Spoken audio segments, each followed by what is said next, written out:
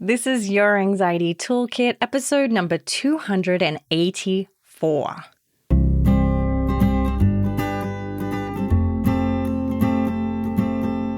Welcome to Your Anxiety Toolkit. I'm your host, Kimberly Quinlan. This podcast is fueled by three main goals. The first goal is to provide you with some extra tools to help you manage your anxiety. Second goal, to inspire you. Anxiety doesn't get to decide how you live your life. And number three, and I leave the best for last, is to provide you with one big, fat virtual hug. Because experiencing anxiety ain't easy. If that sounds good to you, let's go.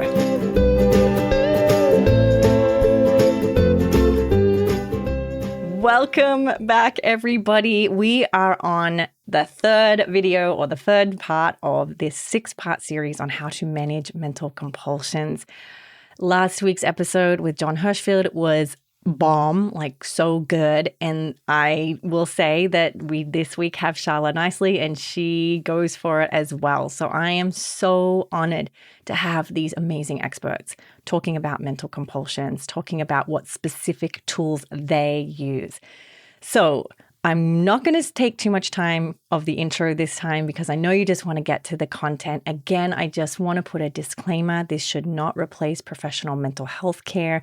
This series is for educational purposes only. My job at CBT School is to give you as much education as I can, knowing that you may or may not have access to care or treatment in your own home.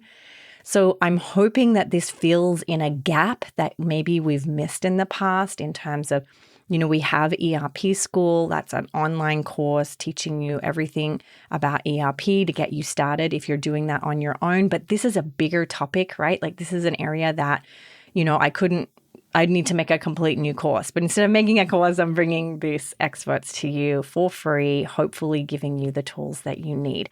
If you're wanting additional information about ERP School, please go to cbtschool.com. But that being said, let's go straight over to this episode with Shala Nicely. Well, welcome, Shala. I am so happy to have you here. I'm so happy to be here. Thank you for having me.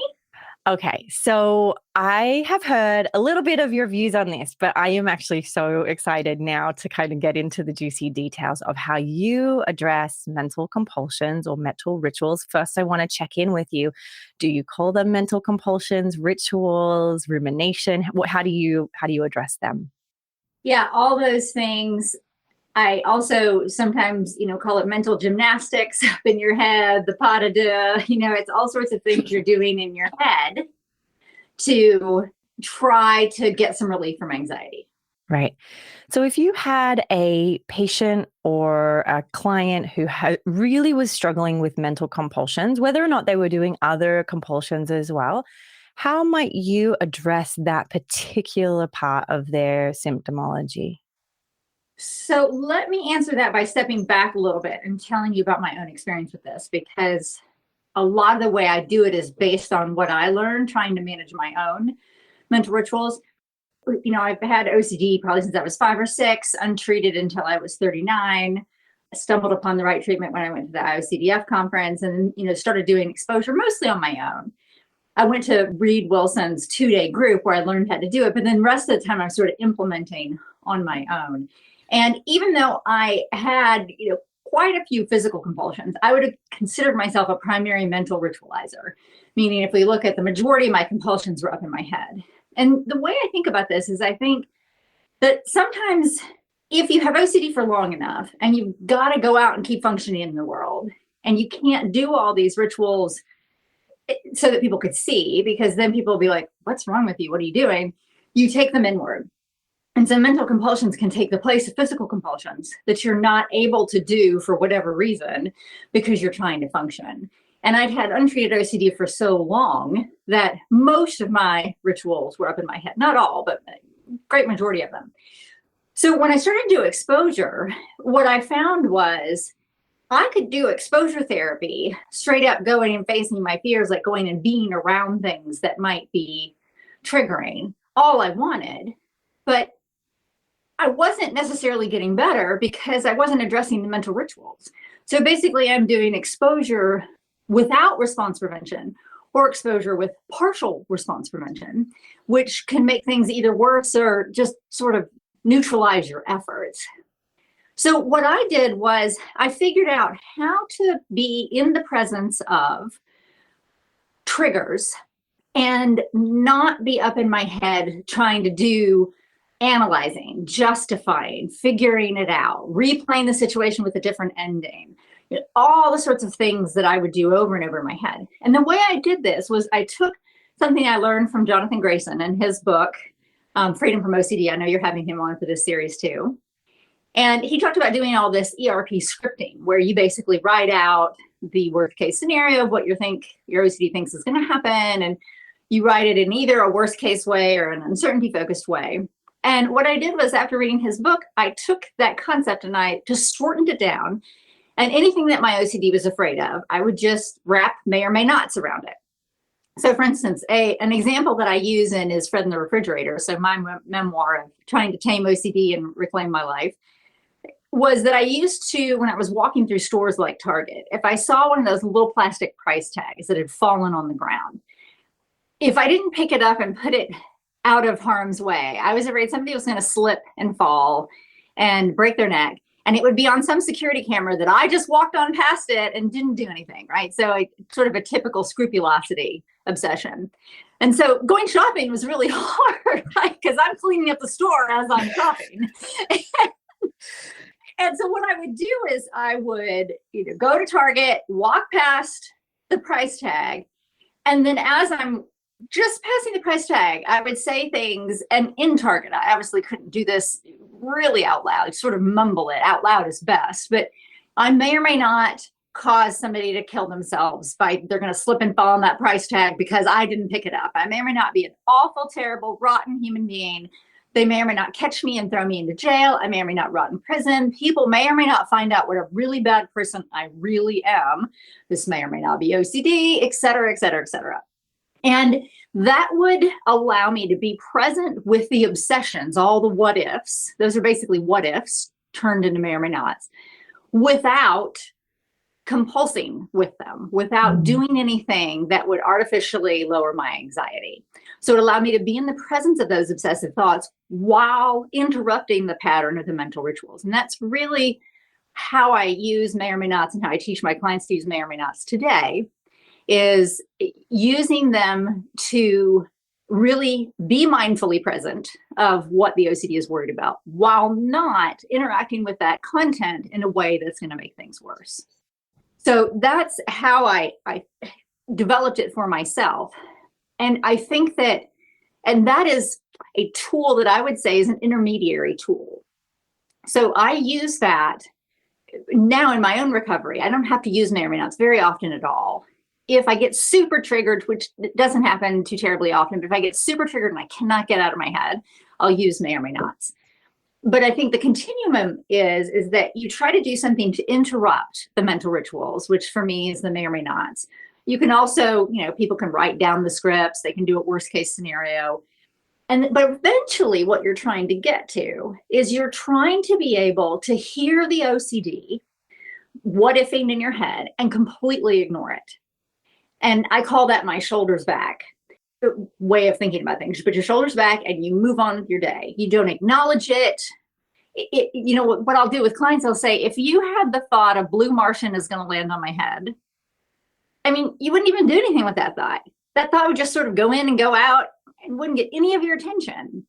That's the way we want to treat OCD, is just thoughts can be there. I'm not going to say, oh, that's my OCD. I'm not going to say, OCD, I'm not talking to you. I'm not going to acknowledge it at all. I'm just going to treat it like any other weird thought that we have during the day and move on. And so if your question was, how would you help somebody who comes in with mental rituals? Well, first I want to understand, where are they in their OCD recovery? Like, how long have they been doing these mental rituals? What percentage of their compulsions are mental versus physical? What are the kind of things that their OCD is afraid of? Basically make a list or a hierarchy of everything they're afraid of. And then we start working on exposure therapy. And when I have them do exposures, the first exposure I do with people will find something I sort of start in the middle of the hierarchy. You don't have to, but I try. And I will have them face the fear, but then I'll immediately ask them, what is your OCD saying right now? And they'll tell me, and I'll say, I want you to repeat after me. And I have them do this, and everyone that I see hates this, but I have them do it standing up with their shoulders back like Wonder Woman. Because this type of power pose helps them. It changes the chemistry of your body to help you feel more powerful. OCD thinks it's very powerful. So I want my clients to feel as powerful as they can. So I have them stand like Wonder Woman, and they repeat after me. And somebody could, let's just say we are standing near something red on the floor, and I'll say, well, what is your OCD saying right now? And they'll say, well, that's blood, and it could have AIDS in it, and I'm going to get sick. And say, well, that may or may not be a spot of blood on the floor, and I may or may not get sick, and I may or may not get AIDS, but I want to do this. I'm going to stay here. OCD, I want to be anxious, so bring it on. And that's how we do the exposure. Is I ask them what's in their head. I have them repeat after me until they understand what the process is. Mm-hmm. And then I'm having them be in the presence of this and just script away. That's what I call it, is scripting. So that they are in the presence of whatever's bothering them, but they're not up in their head. And anytime something comes in their head, I teach them to pull it down into the script. Never let something sort of be circulating in your head without saying it out loud and pulling it into the script. I will work on this technique with clients as we're working on exposures, because eventually what we'll want to do is, instead of going all over the place, that may or may not be blood, I may or may not get AIDS, I may or may not get sick, I'll say, okay, of all the things you've just said, what is your OCD scared of the most? Let's focus on that. And so I may or may not get AIDS, I may or may not get AIDS, I may or may not have HIV, I may or may not get AIDS, over and over and over again. Until people start to say, oh, okay, I guess I don't have any control over this, right? Because what we're trying to do is help the OCD habituate to the uncertainty. Mm-hmm. And habituate, I know that's can be a confusing word. You don't have to habituate in order for exposure to work due to the theory of inhibitory learning, but we're trying to help your brain get used to the uncertainty. And like break into a different cycle, right? Instead of doing the old rumination cycle. Yes. And so then I'll teach people to just find their scariest fear. They say that over and over and over again. Then let's hit the next one. Well, my family may or may not survive if I die, because, if I get a fatal disease and I die, then my family may or may not be left destitute. And then over and over, my family may or may not be left destitute. My family may or may not be left destitute, whatever, until we're sort of hitting all the things that could be circulating in your head. Now, some people really don't need to do that scripting because they're not up in their head that much. But that's the minority of people. I think most people with OCD are doing something in their head. And a lot of people aren't aware of what they're doing, because these mental rituals are incredibly subtle at times. Right. And so as my clients go out and work on these exposures, I'll have them tell me how it's going. I have people fill out forms on my website each day as they're doing exposures, so I can see what's going on. And if they're not really up in their head and they don't really need to do the may or may nots, great, that's better. In fact, just go do the exposure and go on with your life. If they're up in their head, then I have them do the may or may nots. And so that's how I would start with somebody. And so what I'm trying to do is I'm giving them what I call a bridge tool. Because people who've been mental ritualizing for a long time, I have found it's virtually impossible to just stop, because that's what your mind is used to doing. And so what I'm doing is I'm giving them a competing response. And I'm saying, here, instead of mental ritualizing, I'd like you to say a bunch of may or may not statements while standing up and say them out loud while looking like Wonder Woman. Everybody rolls their eyes like, really? But that's what we do as a bridge tool until they've lifted enough mental weights, so to speak, with this technique that they can hear the OCD and start to disengage and not interact with it at all. Right. Then we move to that technique. Is there a reason why, and for some of the listeners, they may have learned this before, but is there a reason why you use may or may nots instead of worst case scenarios? For me, for my personal OCD recovery journey, what I found with worst case scenario is I got too lost in the content. I remember I had a mammogram. It had come back with some abnormal finding.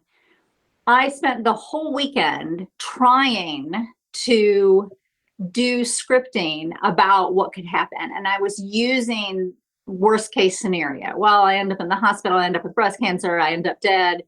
And by the end of the weekend, I was completely demoralized. I'm like, well, why even bother? Because I'm going to be dead because I have breast cancer. Like, that's where my mind took it, because I've had OCD long enough that if I get a really scary one and I play around in the content, I'm going to start losing insight. Yeah. And I'm going to start doing depression as a compulsion, which, I wrote a blog about, and we did a talk about, where you start acting depressed because you're believing what the OCD says, like, oh, well, I might as well just give up. I have breast cancer, and then becoming depressed and then acting like it's true. And then that's reinforcing the whole cycle. So for me, worst case scenario scripting made things worse. So when I stayed in the uncertainty realm, the may or may nots, that helped, because I was trying to help my brain understand, well, I may or may not have breast cancer. And if I do, I mean, I'll go to the doctor, I'll do what I need to do, but there's nothing I can do about it, like right now in my head, other than what I'm doing. Some people like worst case scenario and it works fine for them. And I think that works too. I mostly use may or may nots with clients unless they are unable, through numbing that they might be doing, if they're unable to actually feel what they're saying, because they're used to turning it over in their head and pulling the anxiety down artificially. And so I can't get a rise out of the OCD because there's a lot of really little subtle mental compulsions going on. Then I'll insert some worst case scenario to get the anxiety level up. Right. To help them really feel the fear, and then pull back into may or may not. But there's nothing wrong with worst case scenario.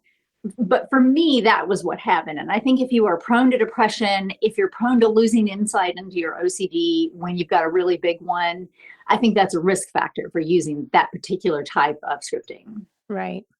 And I found that the may or may nots have worked just as well as one, except the one thing, and I'm actually curious on your opinion on this, like we and I've not had this conversation, is I find that people who have a lot of magical thinking benefit by worst case scenario, like they're jinxing compulsions and so forth. Like the fear of saying it means it will happen. So saying the worst case is the best exposure. Is that true for you? I have not had to use it much on my own magical thing. I certainly had a lot of magical thinking. If I don't hit this green light, then somebody's going to die, But I think the worst case scenario could actually work well in that, because if you use the worst case scenario, it can make it seem so ridiculous that it helps people let go of it more easily. Right. And I think you can do that with may or may nots too. Like, I'll try to encourage people to use the creativity that they have, because everybody with OCD has a ton of creativity. And we know that, right? Because the OCD shares your brain, and it's certainly the creative stuff. And to one up the OCD. So use the scripting to be like, gosh, I may or may not get some dread disease and give it to my entire neighborhood. I may or may not kill off an entire section of my county. We may or may not infect the entire state of Georgia. The entire United States may or may not blow up because I got this one disease. So, they may or may not have to eject me off Earth and make me live on Mars because I'm such a bad person. Like, just may or may not in all this crazy stuff too, because that's how to win, right? Is to one up the OCD. Like, it thinks that's scary, let's go even scarier. But the scarier you get, it also gets a little bit ridiculous after a while, and then the whole thing seems to be a little bit ridiculous. So I think you can still use that kind of worst case stuff with may or may nots. Right. Okay. So, I know you really well. I've always held you so high in my mind in just how resilient and strong you are in doing this. How might you, or how do you help people who feel completely powerless at even addressing this? And if, for you to say it, it sounds very like you're just doing it and it's so powerful. But for those who are really struggling with this idea of, like you said, coming out of your head, can you sort of speak to how you address that in session if someone's really struggling to engage in may or may nots and so forth? Yeah, well, thank you for the kind words, first off. And, I think that it's really common for people with OCD, by the time they get to a therapist, to feel completely demoralized, especially if they've been to multiple therapists before they get to somebody who does ERP.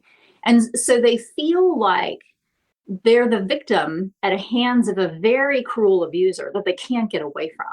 And so they feel beaten down.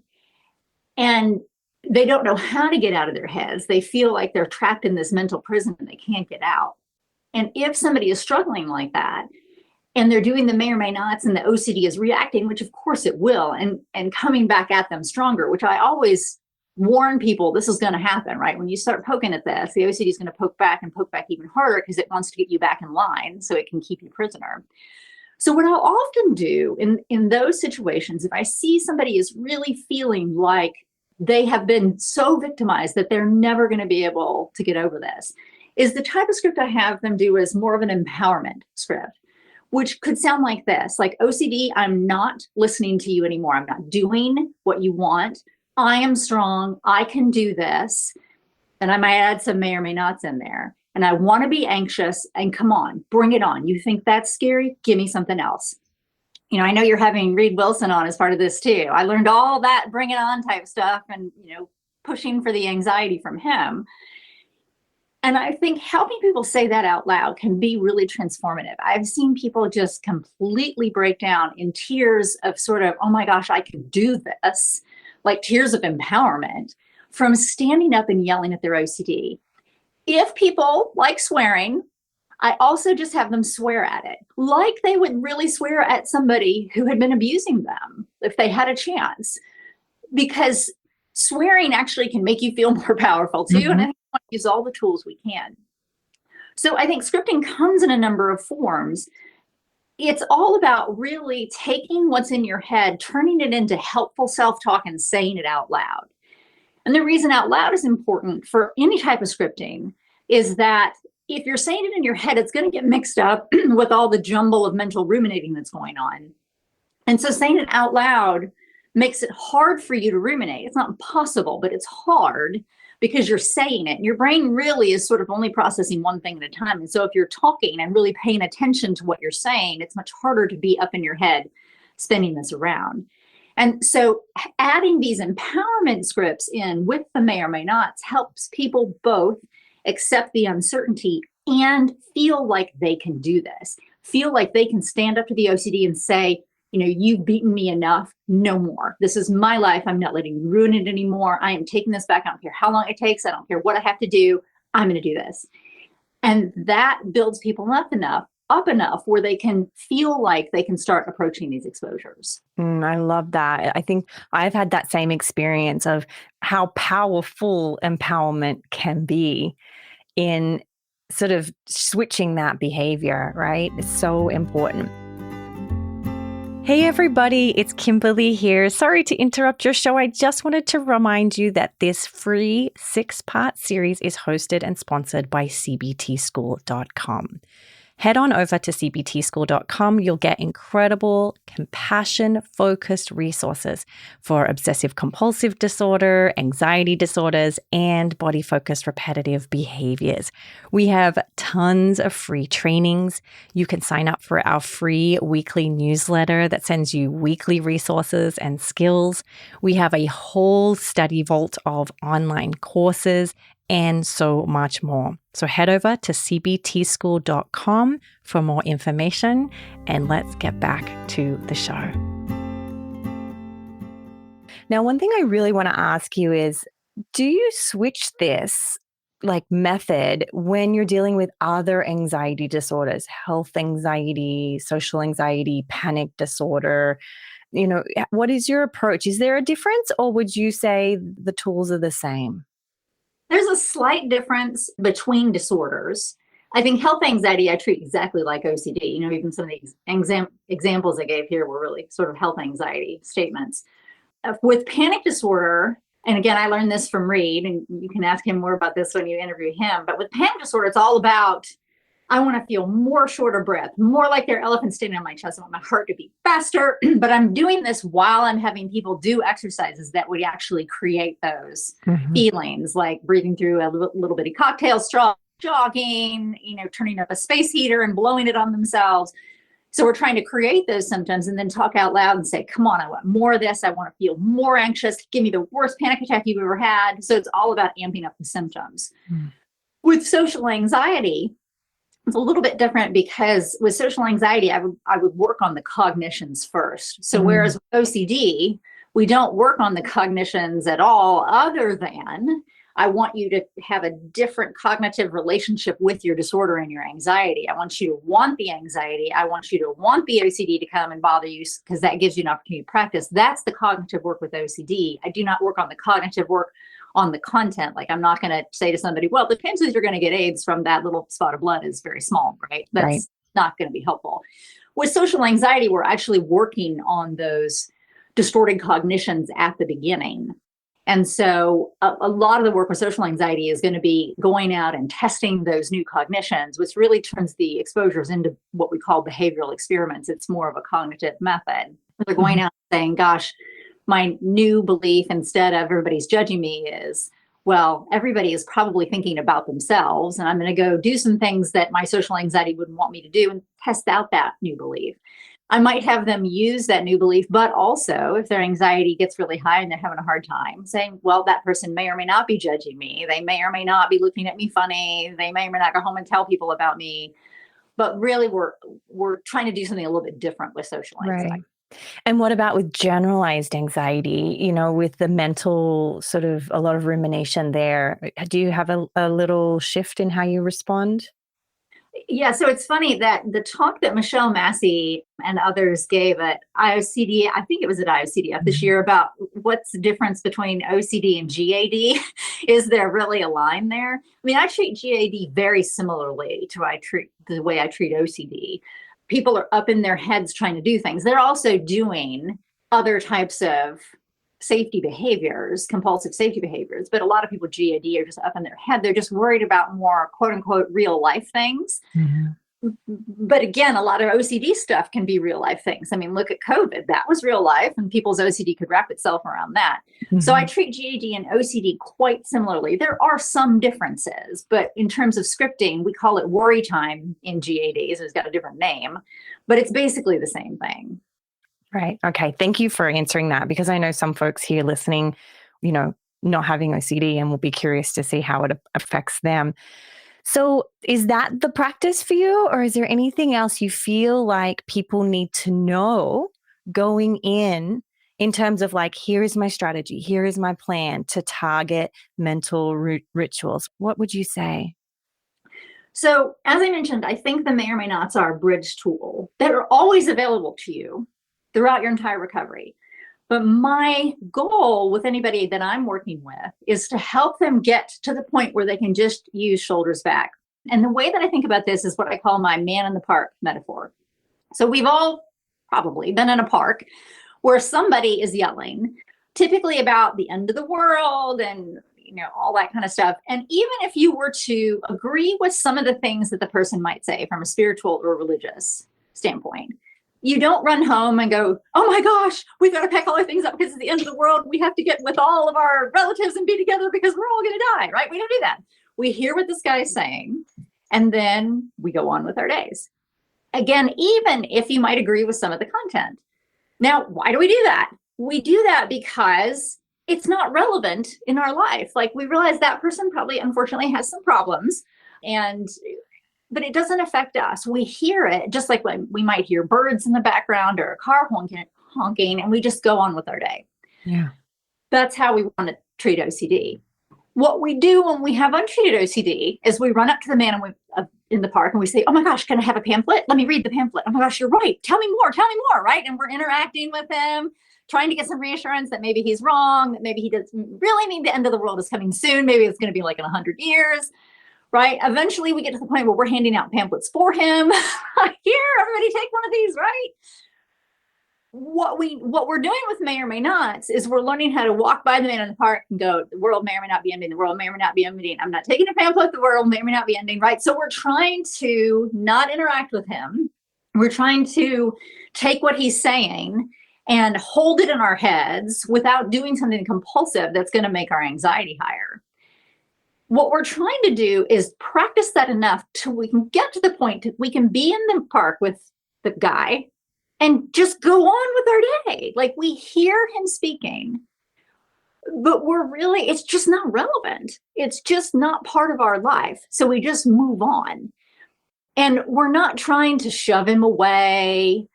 It's just like any other noise or sound or activity that you would just, it doesn't even register in your consciousness. That's what we're trying to do. Now, I think another way to think about this is, like, if you think, say you're in an art gallery, art galleries are sort of quiet and there are lots of people standing around, and there's somebody in there that you don't like or who doesn't like you or whatever. You're not going to walk up to that person and tap on their shoulder and say, "Excuse me, I'm going to ignore you," right? You're just going to be like, "I know that person's there. I'm just going to do what I'm doing." And I think I use that to help people understand this transition, right? Because we're basically going from may and may not. So we're saying, OCD, I'm not letting you do this to me anymore. So we are being really aggressive with it.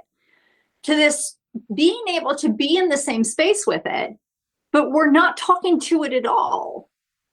Because we don't need to, because we can be in the presence with the intrusive thoughts that the OCD is reacting to, just like the presence, all the other thousands of thoughts we have each day without interacting with them. And that's so interesting. I've never thought of it that way.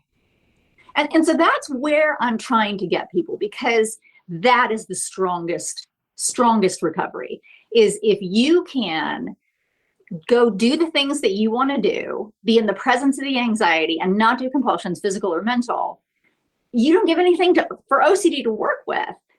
I have a whole chapter in my memoir about this after I heard Reed say at one of the conferences, we need to act as though what OCD is saying doesn't matter. And that was revolutionary to me to hear that. And that's what we're trying to do both physically and mentally. Because if you can have an obsession and focus on what you want to focus on, do what you want to do, you're not giving OCD anything to work with, and typically it'll just drain away. But this takes time. I mean, it has taken me years to learn how to do this, but I went untreated for 35 years too, right? It may not take you years, but it may, and that's okay, right? It's a process. And I think if you have trouble trying to do shoulders back, man in the park, use may or may nots. You can use a combination, but I think we're trying to get to the point where you can just be with the OCD and hear it flipping out and just go on with your day. In your book, you talk about the different voices, right? There is a BDD voice and an OCD voice. Like, was it harder or easier depending on the voice? Like, was that a component for you in that? Because the words and the voice sounds a little different. I know in your memoir, you give them different names and so forth, which if anyone hasn't read your memoir, they need to go right now and read it. Do you have any thoughts on that in terms of like the different voices or the different ways in which the disorders interact? That's a really great question, because yes, I think OCD does shift its voice and shift its persona based on how scared it is. So if it's a little bit scared, it's probably going to speak to you. It's still going to be not a very nice voice, right? It might be sort of urgent and pleading. But if it's super scared, I talk about mine being like the triad of hell, how my OCD will personify into different things based on how scared it is. And if it's super scared, and it's going to get super big and it's going to get super loud in your head because it's trying desperately to help you understand you've got to save it because it thinks it's in danger, right? That's all of its content. Then I think, and if you have trouble ignoring it because it's screaming in your head, like the man in the park comes over with his megaphone, puts it right up against your ear and starts talking, right? That's hard to ignore. That's hard to act like that's not relevant, right? Because it hurts. Ow, like there's so much noise. That's when you might have to use a may or may not type approach, because it's just so loud, you can't ignore it because it's so scared. And that's okay. And again, sometimes I'll have to use that, not too terribly often, just because I've spent a long time working on how to use the shoulders back, man in the park. But if I have to use it, I use it. And so I think your thought about how do I interact with the OCD based on how aggressive it's being also plays into this. I love all this. I think this is really helpful in terms of being able to be flexible. I know sometimes we want just the one rule that's going to work in all situations, but I think you're right. I think that there needs to be different approaches. And would you say it depends on the person? Like, do you give them some autonomy over finding what works for them, or what would you say? Absolutely. If people are up in their heads and they don't want to use may or may nots, I'll try to use some other things. If I really, really think that that's what we need right now is we need scripting, I'll sort of try to sell them on why. But at the end of the day, it's always my client's choice. And I do it differently based on every client. For some clients, it might be just more empowering statements. For some clients where it's more panicky focused, it might be more about bringing on your anxiety. And sometimes it might be pulling self-compassion in and just saying the self-compassion statements out loud. So it really does vary by person. There's no one size fits all. But I feel that people need to have something to replace the mental ritualizing with at the beginning if they've been doing it for a long time.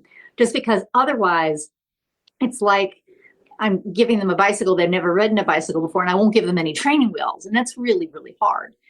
Some people can do it. I mean, some people can just be like, oh, I'm supposed to stop doing that in my head. Okay, well, I'll stop doing that in my head. But most people need something to help them bridge that gap to get to the point where they can just be in the presence with it and not be talking to it in their heads. Amazing. All right. Any final statements from you as we get close to the end?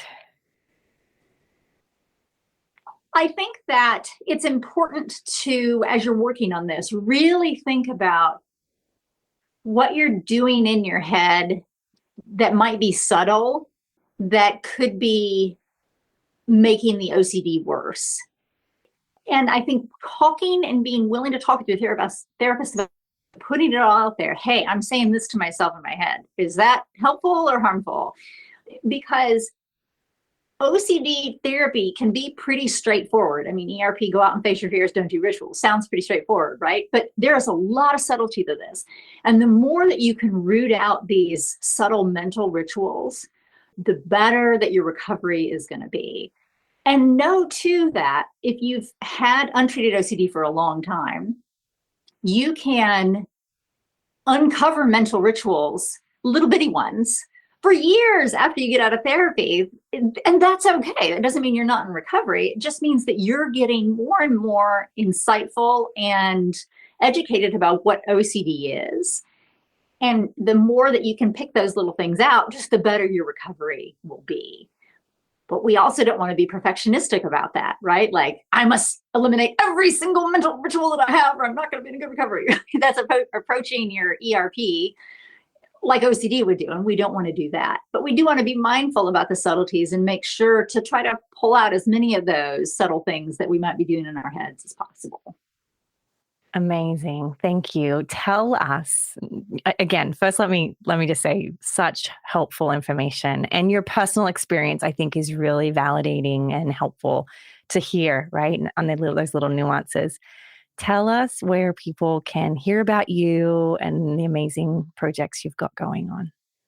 So you can go to shalanicely.com, and I have lots of free blog posts I've written on this. So there are two pretty extensive blog posts on may or may not. So if you go on my website and just search may or may not, it'll bring up two blog posts about that. If you search on shoulders back or man in the park, you'll find two blog posts on how to do that technique. I also have a blog post I wrote in the last year or so called Shower Scripting, which is how to do ERP, like just some touch-up scripting in the shower, use that time. So I would say go to my website and you can find all sorts of free resources. I've got two books you can find on Amazon, Everyday Mindfulness for OCD, that Jon Hershfield and I co-wrote. And we talk about may or may nots and shoulders back and some other things in there just briefly. And then my memoir is Friend in the Refrigerator, Taming OCD and Reclaiming My Life, is also on Amazon or bookstores, Audible, and that kind of thing. I wonder too if we could, I'm going to put links to all these in the show notes. I remember you did you having a word with your OCD, a video. Oh, yes, that's true. Can we link that too? Yes, and that one I have under my COVID resources because I'm so glad you brought that up. When the pandemic started, my OCD did not like it, as many people who have contamination OCD can relate to. And it was pretty scared all the time, and it was making me scared all the time. And eventually I just wrote it a letter, and I'm like, we're not doing this anymore. And I read it out loud, and I recorded it out loud so that people could hear how I was talking to it. And it was so powerful. Well, thank you. And it's fun to do. I think the more that you can personify your OCD, the more you can think of it as an entity that is within you, but is not you. And to recognize that your relationship with it will change over time. Like sometimes you're going to be compassionate, with it. Gosh, OCD, I'm so sorry. You're scared we're doing this anyway. Sometimes you're going to be aggressive with it. Sometimes you're just going to ignore it. And that changes as you go through therapy. It changes through your life. And I think that recognizing that it's okay to have OCD and to have this little thing, like I think of, like an orange ball with big feet and sunglasses is sort of how I think about it when it's behaving. It makes it less of an adversarial relationship over time and more like I have an annoying little sibling that, gosh, it's just not going to ever not be there. But it's fine. We can live together and live in this uncertainty and be happy anyway. I just love it. Thank you so much for being here and sharing your experience and your knowledge. It's so wonderful. Thank you so much for having me. Please note that this podcast or any other resources from cbtschool.com should not replace professional mental health care. If you feel you would benefit, please reach out to a provider in your area. Have a wonderful day, and thank you for supporting cbtschool.com.